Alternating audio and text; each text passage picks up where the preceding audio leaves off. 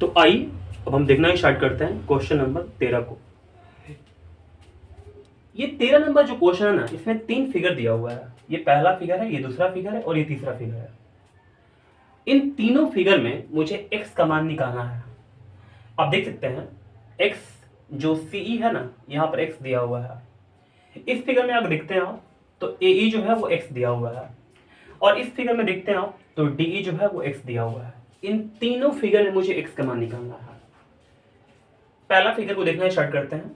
देखिए x का हमको x तो निकालना ही है, साथ साथ इसमें क्या क्या दिया हुआ है ये देख लेते हैं। जैसे BE जो है वो 4 दिया हुआ है, AB है वो 10 दिया हुआ है, DE जो है वो 6 दिया हुआ है, एक चीज और दिया हुआ है। देखिए ये जो कोण है ना वो 90 है, ये भी 90 डिग्री है। बस इतना ही बात बोला हुआ है और हमको x का मान निकालना है। देखिए आपको सबसे पहले जो भी ये क्वेश्चन है ना, ये फिगर दिया हुआ है और x का मान बोल रहा है निकालने के लिए, तो आपको क्या करना चाहिए, सबसे पहले कॉपी पर बनाना चाहिए। ठीक है, इसके बाद इस वीडियो को देखना चाहिए। तो चलिए अब हम स्टार्ट करते हैं इसको बनाना। देखिए हमने सोचा ना कि ये जो छोटा त्रिभुज है, इस त्रिभुज को और बड़े त्रिभुज को हम समरूप कर देते हैं। मैं आपको एक चीज और बता दूं, इस तीनों ही फिगर में जो मैंने यहां पर नेमिंग किया हुआ ना ABCDE, ठीक है, इसमें भी ऐसे करके दिया हुआ है, ये भी ऐसे करके इसमें भी दिया हुआ है ना। तो ये नेमिंग नहीं है, मैंने खुद से दिया हुआ है अपने से। अगर आपको सॉल्व करना है तो आपको इसमें नेमिंग करना ही पड़ेगा। ठीक है, इसके शीर्ष को आपको ABCD जो भी है लिखना ही पड़ेगा, देना ही पड़ेगा। ठीक है ना, नाम इसका। अब देखिएगा, तो मैंने सोचा कि इस छोटे वाले त्रिभुज में आता हूं और फिर बड़े वाले त्रिभुज में आता हूं और दोनों त्रिभुज को समरूप कर देता हूं। ठीक है, तो देखिए, तो त्रिभुज DEC तथा त्रिभुज ABC में, इस दोनों त्रिभुज में आते हैं। जो हमारे पास ये जो त्रिभुज है इसमें C कोण है और बड़े वाले त्रिभुज में भी क्या है, कोण C है। तो C बराबर क्या हो गया, C हो गया। ये क्या हो गया, उभयनिष्ठ। ओके, फिर छोटे वाले त्रिभुज में और फिर बड़े वाले त्रिभुज में आएंगे। छोटे वाले त्रिभुज में ये 90 डिग्री है और बड़े वाले त्रिभुज में ये 90 डिग्री है। यानी कि इस त्रिभुज में कोण E है और इस त्रिभुज में क्या है, कोण B है। ये क्या हो जाएगा, प्रत्येक 90। तो दोनों त्रिभुज में जो एंगल है वो दो एंगल जो है ना बराबर बराबर मिल रहे हैं, तो हम बोल सकते हैं कि दोनों त्रिभुज क्या होगा, समरूप होगा। यानी कि त्रिभुज DEC समरूप त्रिभुज ABC। ठीक है, मैंने लिख दिया यहां पर। कैसे हुआ भाई, एंगल एंगल समरूपता से। ठीक है, आपको सब कुछ अच्छे से लिखना पड़ेगा, बिल्कुल। ठीक है, तभी आपको मार्क्स मिलते हैं। अब देखिएगा, अब हम अपना और दिमाग का यूज करेंगे। हमने देखा कि मुझे निकालना है CE निकालना है, यानी कि ये यही तो x है, हमको यही x निकालना है। ठीक है, तो मैंने यहाँ पर देखा इस त्रिभुज में CE यहाँ पर है, यानी कि लास्ट में, तो मैंने CE लिख दिया। तो इस त्रिभुज में भी जो लास्ट का 2 अक्षर है उसको ले लेंगे, तो BC हो जाएगा बटे में। तो CE बटे में क्या हो गया, BC हो गया, है ना। और ये हमारे को 6 दिया होता है, इस छोटे वाले त्रिभुज में 6, ये जो है ना, यानी कि भुजा जो है DE, ये 6 दिया हुआ है। तो DE को लेते हैं पहले। देखिए DE जो है आगे वाला 2 लेटर है, DE को लेते हैं तो आगे वाला इस त्रिभुज में 2 लेटर को लेना पड़ेगा, AB हो जाएगा। ठीक है, अब देखिए CE जो है ना, CE जो है ये x है, तो x इसके जगह पर रख लीजिए। BC जो है, देखिए BC जो है ये x प्लस 4 है, x प्लस यहाँ पर 4 रख दीजिए। बराबर में DE जो है हमारे पास है वो 6 है और AB जो हमारे पास है वो 10 है।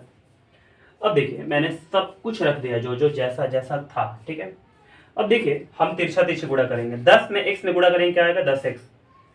6 में x में गुणा कीजिएगा तो 6x आ जाएगा। 6 चौका 24 हो जाएगा।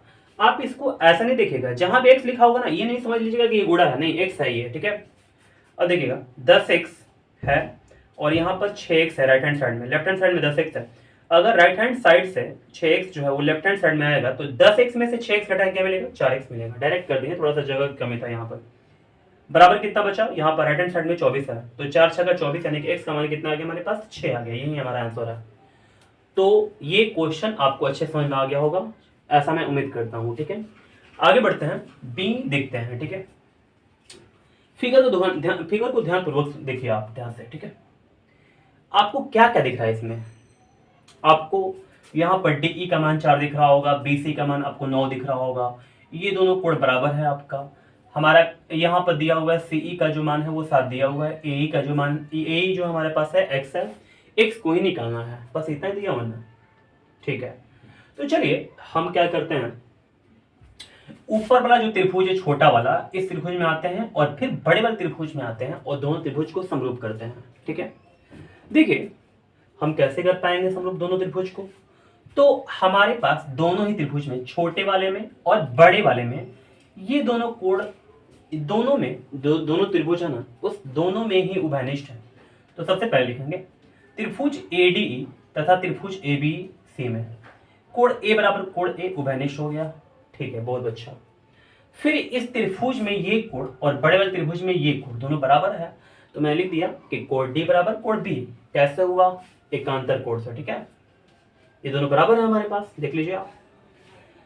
त्रिभुज एडीई, ये जो त्रिभुज होगा समरूप होगा किसके? एबीसी के, त्रिभुज एबीसी के। ठीक है, कैसे हुआ?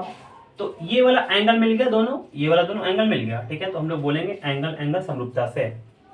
ठीक है, अब देखिए, अब अच्छा से दिमाग लगाना पड़ेगा हमको। ठीक है, यहां पर डीई दिया हुआ है, मेरे को डीई रख लेंगे। डीई का मान, डीई हमारे पास है, पहले इसमें लास्ट में जो डीई है उसको ऊपर रख लिए।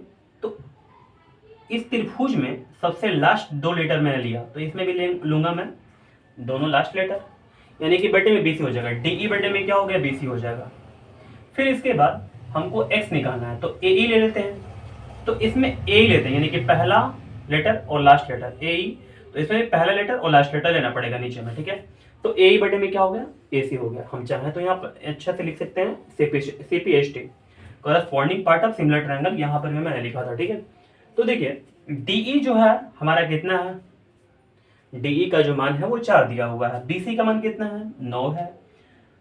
इसकी वैल्यू को मैंने रख लिया, बराबर हो गया। एई जो हमारे पास है वो कितना है? एक्स है, एक्स रख लिया मैंने। एसी जो हमारे पास है वो कितना? एक्स प्लस 7 है, एक्स प्लस 7 हो गया। ठीक है, अब तिरछा तिरछी गुणा करने का काम आ गया हमारा। ठीक है, तिरछा तिरछी गुणा करना ही स्टार्ट करते हैं। देखिएगा 9 में x में गुणा कीजिए, क्या मिलेगा? 9x। 4 में x में गुणा कीजिए पहले, तो 4x। फिर 4 में 7 से गुणा कीजिए, 7 चौका 28। थोड़ा सा डायरेक्ट कर लिए, वो डायरेक्ट क्या, अब 10th क्लास में आप चले गए हैं तो ऐसे करके कर सकते हैं, कोई दिक्कत नहीं है ना। तो 9x आ गया और 4x है, ये लेफ्ट में लाएंगे, तो 9x माइनस 4x बराबर क्या हो जाएगा? 28। 9x में से 4x घटाएंगे, 5x आ जाएगा, बराबर 28 हो जाएगा। तो इसमें आंसर हमारा पॉइंट दे रहा, तो मैंने क्या किया हुआ है, देखिए पहले एक काम करेंगे, पहले 5 को इधर भेजेंगे राइट हैंड साइड में, तो 28 बटे 5 हो गया। x का जो मान आएगा इसको पॉइंट में बदलेंगे, 5.6 आ जाएगा, यही हमारा आंसर है। तो अब मैं बी नंबर क्वेश्चन के लिए उम्मीद करता हूं कि आपको अच्छे समझ में आ गया होगा। ठीक है, अब चलते हैं हम लोग सी नंबर की तरफ। यहाँ पर फिगर कुछ अलग दिया हुआ, अजब टाइप का है। अजब क्या, ठीक ही है। चलिए, तो हम दोनों त्रिभुज को इसमें भी समरूप करेंगे। ठीक है, देखिए आपको मैं बता दूं, इस त्रिभुज को दो ही त्रिभुज हमको दिख ही रहा है इसमें, तो दोनों को समरूप कैसे करेंगे? इस त्रिभुज में ये 90 है, इस त्रिभुज में ये 90 है, दोनों तो बराबर हो जाएगा। ठीक है, अच्छा, इसके बाद इस त्रिभुज में और इस त्रिभुज में एक और कोण चाहिए, दोनों में जो बराबर हो। ठीक है, तो कैसे करें आखिर? तो देखिए हमारे पास ये 90 डिग्री है ना, ये वाला क्या है? 90 डिग्री है। यानी कि अगर देखिएगा आप, तो हमारे पास ये दोनों जो कोण है ना वो एकांतर कोण है। एकांतर कोण हो गए तो ये क्या हो जाएंगे? ये दोनों हमारे पास समांतर हो जाएंगे। ठीक है, अगर समांतर हो गए तो देखिए ये दोनों समांतर रेखा हो गया और ये तिर्यक हो गया, इसी के चलते ये दोनों कोण क्या हो गया? बराबर हो गया। और इस दोनों कोण को क्या बोलते हैं हम लोग? संगत कोण बोलते हैं। ठीक है, तो अब देखते हैं दोनों त्रिभुज में ये दोनों बराबर हो गए और ये 90 डिग्री, ये 90 डिग्री बराबर हो गया। तो देखते हैं, त्रिभुज लिखेंगे ऐसे करके, त्रिभुज एबीसी में तथा त्रिभुज सीडीई में, दोनों त्रिभुज में देखेंगे तो हमारे पास इसमें बी है, इसमें डी है, दोनों 90 डिग्री है, तो प्रत्येक 90 हो जाएगा। और इसमें क्या है? ये वाला सी है और ये वाला ई है, ये संगत कोण से बराबर हो जाएगा। ठीक है, चलिए, तो यहाँ पर दोनों त्रिभुज क्या हो जाएगा? समरूप हो जाएगा। कैसे? एंगल एंगल समरूपता से। ठीक है, अगर दोनों त्रिभुज समरूप हमारे पास हो गया तो देखिए अब दिमाग लगाना है मुझे। यहाँ पर दिया हुआ है 2 दिया हुआ है, यहाँ पर दिया हुआ है 3। तो सबसे पहले AC को ले लेते हैं, AC हो जाएगा। अगर आप इस त्रिभुज को थोड़ा सा यहाँ पे लिख देता हूँ, शायद आपको दिखाई नहीं पड़ रहा होगा, ठीक है, यहाँ पे चमक भी रहा होगा, ये प्रॉब्लम थोड़ा सा है। देखिए अगर हम इसमें AC लेते हैं तो AC अगर लेते हैं तो इसमें क्या हो जाएगा, CE हो जाएगा। AC बटे में CE हो गया, बराबर क्या हो गया। और अगर हम BC इसमें लेते हैं तो हमारे पास BC जो है लास्ट का 2 लेटर है, तो इसमें क्या हो जाएगा, लास्ट का 2 लेटर DE हो जाएगा। तो BC बटे में DE, वैल्यू को पुट करते हैं। AC का जो मान है हमारे पास वो दिया हुआ है 3 रख लेंगे। तो CE का मान कितना दिया हुआ है, 4 दिया हुआ है, 4 रख लेंगे, बराबर में हो जाएगा। BC कितना हमारे पास है, 2 है। DE कितना हमारे पास है, x है, ठीक है। अब हम क्या करेंगे, तिरछा तिरछी गुणा कर लेंगे और इसको सॉल्व कर देंगे। देखिए अगर हम x लेते हैं तो 3 नीचे x 3 को हम लोग अगर देखते हैं दोनों को, तो ये क्या हो जाएगा, अपने अपने पोजीशन को चेंज कर लेगा। यहाँ पर x आ जाएगा, यहाँ पर 3 आ जाएगा। तो x इक्वल टू क्या हो जाएगा, 2 बटे में 3, जबकि 4 को उधर भेजेंगे तो 4 दूनी का 8, 8 बटे में 3 हो जाएगा, ठीक है। x इक्वल टू 8 बटे में 3 हो गया। तो इसको पूर्णांक में तोड़ेंगे तो 2 बटे में 3, हमारा यही आंसर है, ठीक है। तो C भी बन गया हमारा। तो इस क्वेश्चन के लिए मैं उम्मीद करता हूँ कि ये भी आपको अच्छे ढंग से समझ में आ गया होगा।